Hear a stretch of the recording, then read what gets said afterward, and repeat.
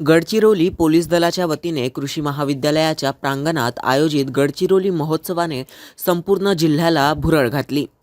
विविध क्रीडा आणि सांस्कृतिक कार्यक्रमांची मेजवानी असलेल्या या सोहळ्यात एक असा प्रसंग घडला ज्याने उपस्थित प्रेक्षकांच्या डोळ्यांचे पारणे फेडले।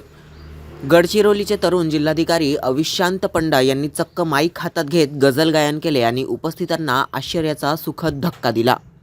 पंडा मंचावर आले तेव्हा सर्वांना वाटले की ते केवळ शुभेच्छांचे 2 शब्द बोलतील, मात्र त्यांनी जेव्हा आपल्या आवाजात गझल छेडली तेव्हा आश्चर्याचा धक्काच बसला।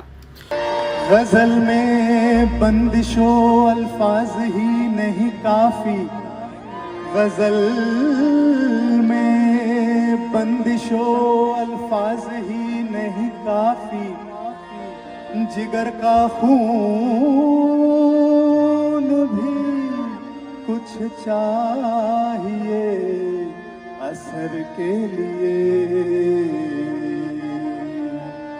गडचिरोलीतील या सोहळ्यात मुख्यमंत्री देवेंद्र फडणवीस हे देखील उपस्थित होते। पंडा यांच्या गझलने मुख्यमंत्री देखील प्रफुल्लित झालेत। व्यस्त दिनचर्येतून वेळ काढत मुख्यमंत्र्यांनी या महोत्सवाचा निवांत आनंद लुटला।